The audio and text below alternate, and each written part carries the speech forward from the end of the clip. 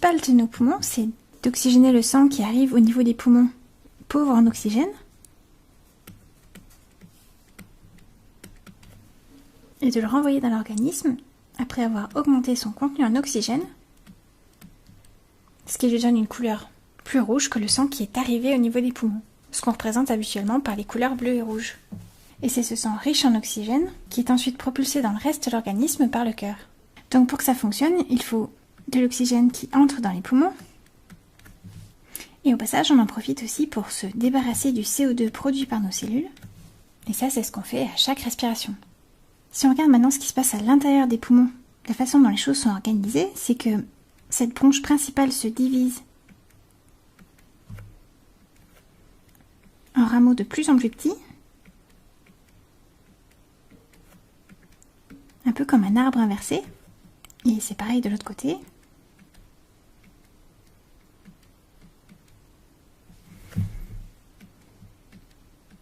Avec une multitude de divisions, chacune de ces branches se divise entre 20 et 30 fois, donc c'est sûr que je ne vais pas toutes les dessiner, mais l'idée c'est qu'à la fin, on arrive à l'extrémité de cet arbre bronchique, au niveau de ce qu'on appelle les alvéoles pulmonaires, qui sont groupés en petits sacs, les sacs alvéolaires. Donc ce petit groupe d'alvéoles ici, ce serait un sac alvéolaire.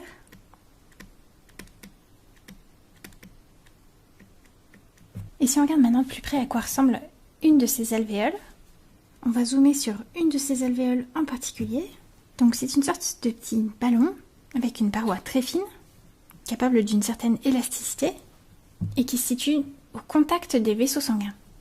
Donc on a tout près de cette alvéole un capillaire dont la paroi est elle aussi très fine, et je le dessine ici en bleu parce que le sang qu'il contient ici est encore pauvre en oxygène, mais c'est quelque chose qui change petit à petit au contact de cette alvéole, et au final on a maintenant du sang riche en oxygène qui est prêt à retourner vers le cœur et à partir en direction du reste de l'organisme. Donc cet oxygène qu'on inspire à chaque respiration se retrouve au niveau des alvéoles, suffisamment près du sang pour qu'il puisse diffuser à travers la paroi de l'alvéole et la paroi de ce capillaire sanguin, ce qui fait que le contenu en oxygène de ce capillaire augmente petit à petit. Et dans le même temps, le dioxyde de carbone que nos cellules ont fabriqué en profite pour diffuser dans l'autre sens, ce qui nous permet de nous en débarrasser à la prochaine expiration. Et ces phénomènes de diffusion se produisent parce que la concentration en oxygène de l'air qui entre dans cette alvéole est plus importante que la concentration en oxygène dans le sang qui arrive au contact de l'alvéole, et c'est exactement l'inverse pour le dioxyde de carbone. Donc maintenant qu'on a cette vue d'ensemble très générale du fonctionnement des poumons, si on réfléchit aux différentes sortes de maladies pulmonaires qui existent, on peut voir qu'il y a plusieurs endroits où le fonctionnement des poumons peut être altéré. Le premier type de problème qu'on peut avoir, c'est des difficultés à faire entrer l'air à l'intérieur des poumons. Un autre type de problème, ça peut être d'avoir du mal à faire sortir l'air des poumons, au contraire. On peut avoir un problème au niveau des échanges entre les alvéoles et les capillaires sanguins. Et le dernier type de problème qu'on peut imaginer, c'est que le sang n'arrive pas au niveau de cette surface d'échange, au contact des alvéoles. Donc ce serait schématiquement comme les 4 grandes catégories de maladies qu'on peut trouver au niveau des poumons, et on va les voir une par une. Donc le premier type de maladie, celle qui limite la quantité d'air qu'on est capable d'inspirer à chaque respiration, c'est ce qu'on appelle les pathologies restrictives.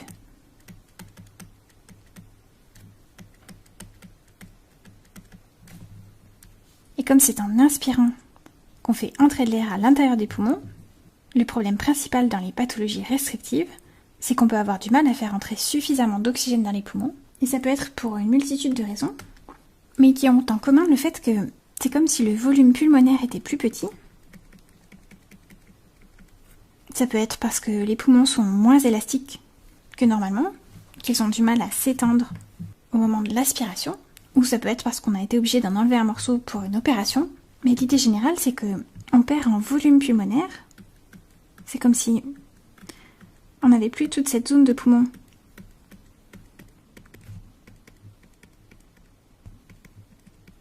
qui n'était plus utilisable. On imagine bien que ça va demander plus de travail pour récupérer assez d'oxygène avec ce qu'il reste comme volume pulmonaire. Et ça peut être pour plusieurs sortes de raisons. Ça peut être à cause d'une intervention chirurgicale,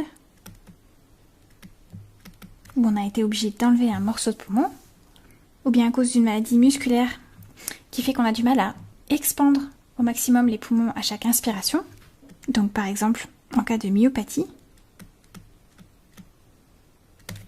Et ça peut aussi être dû à une perte d'élasticité des poumons, par exemple en cas de fibrose pulmonaire, c'est-à-dire quand le tissu pulmonaire a tendance à devenir de plus en plus fibreux avec le temps, ce qui fait qu'il est moins élastique et qu'on a un moins grand volume pulmonaire pour respirer.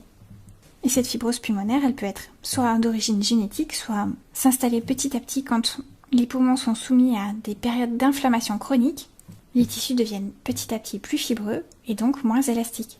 Un peu comme si les poumons étaient pleins de multiples cicatrices laissées par chaque période d'inflammation. Une autre grande catégorie de maladies, ce sont les pathologies obstructives.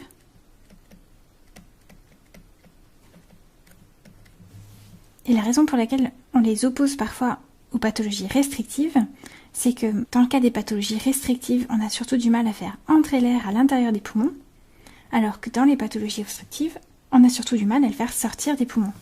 Donc c'est surtout à l'expiration qu'on a des difficultés en cas de pathologie obstructive. Et ce que ça peut donner, c'est que les poumons peuvent avoir du mal à reprendre leur taille initiale à la fin de l'expiration. Ils peuvent rester comme trop distendus. Et ça peut être parce que toutes ces bronches à l'intérieur de ce poumon ont leur paroi épaissie.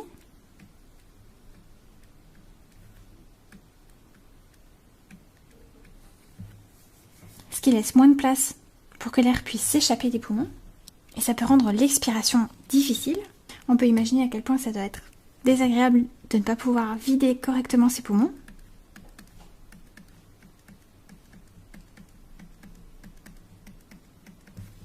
Et l'exemple typique de maladie obstructive, c'est ce qu'on appelle la bronchopneumopathie chronique obstructive, BPCO, qui associe dans des proportions variables deux formes de la maladie, qui sont la bronchite chronique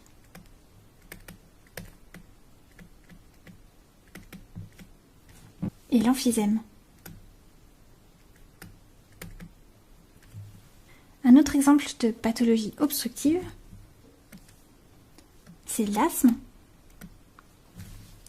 une maladie inflammatoire dans laquelle on a des périodes d'obstruction des bronches à chaque crise d'asthme, avec une obstruction qui est réversible.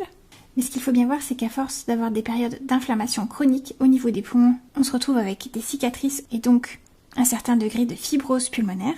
Donc en fait, on peut avoir des pathologies mixtes, avec à la fois un syndrome restrictif et un syndrome obstructif.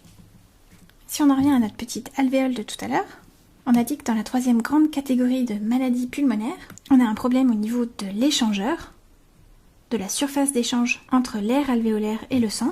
Et c'est quelque chose qui peut arriver pour plusieurs raisons. Si on redessine une petite alvéole à côté, avec un petit capillaire autour, si on imagine qu'une partie de cette alvéole est remplie par du liquide, on peut imaginer que ça va être autrement plus difficile pour l'oxygène de diffuser jusqu'au sang, puisque ça va être plus difficile pour l'oxygène de se dissoudre d'abord dans ce liquide avant de se retrouver au contact du sang. Et inversement, ça va être plus difficile pour le CO2 de quitter le sang pour se retrouver dans l'air expiré. Donc au final, on n'aura pas ici du sang bien rouge, bien oxygéné, mais du sang qui va rester partiellement désoxygéné, même au moment de quitter les poumons. Et ça, c'est quelque chose qui peut se produire par exemple en cas de pneumonie. Quand une infection gagne l'intérieur des alvéoles et qu'on se retrouve ici avec des bactéries et des débris de bactéries, mélangés à des globules blancs et à des débris de globules blancs, et aussi à du mucus fabriqué par les cellules épithéliales respiratoires, et une autre situation dans laquelle on peut se retrouver avec du liquide à l'intérieur des alvéoles, c'est en cas d'œdème pulmonaire. Ça, c'est quelque chose qui peut se produire par exemple quand le cœur a du mal à fonctionner et que la quantité de sang dans les capillaires pulmonaires augmente. On a une pression du sang à l'intérieur de ces capillaires plus grande, et comme on a ici des parois au niveau des capillaires et des alvéoles qui sont très fines, une partie du liquide contenu dans les capillaires peut se retrouver dans les alvéoles. Ce qui au final revient à la même chose que tout à l'heure, c'est-à-dire une diminution des échanges au niveau des alvéoles, avec au final un sang moins riche en oxygène. Et donc ce qu'on a ici, ce sont des problèmes de diffusion, mais aussi des problèmes de ventilation au niveau des alvéoles. Donc on va appeler cette troisième catégorie problème de ventilation.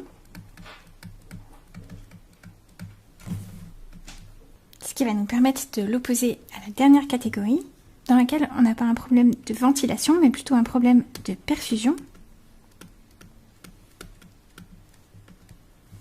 Puisque cette fois-ci, on s'intéresse aux maladies dans lesquelles le sang n'arrive pas correctement au niveau des alvéoles.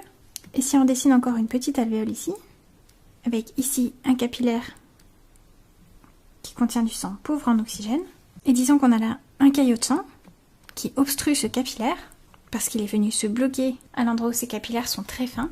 Donc au-delà de ce caillot, on n'a plus de sang qui passe. Et donc dans cette situation, on a beau avoir de l'oxygène qui arrive au niveau des alvéoles, s'il n'y a pas de sang qui passe au contact de cette alvéole pour le ramener en direction du cœur vers le reste de l'organisme, on a un gros problème. Donc dans cette situation, on a un problème de perfusion. Et ce qu'on a représenté schématiquement ici, c'est une embolie pulmonaire.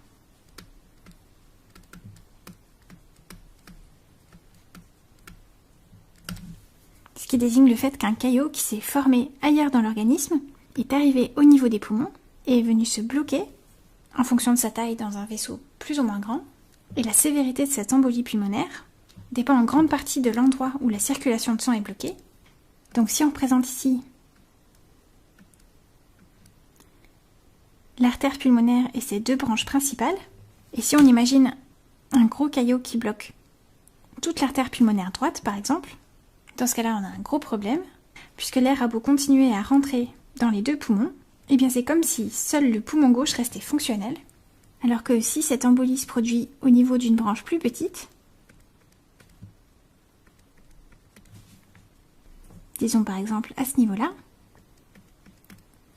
on aura toute une zone du poumon qui ne sera plus fonctionnelle,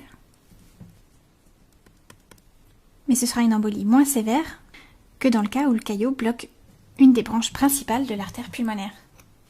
Donc voilà 4 grandes catégories de pathologies pulmonaires, mais ce qu'il faut bien comprendre, c'est que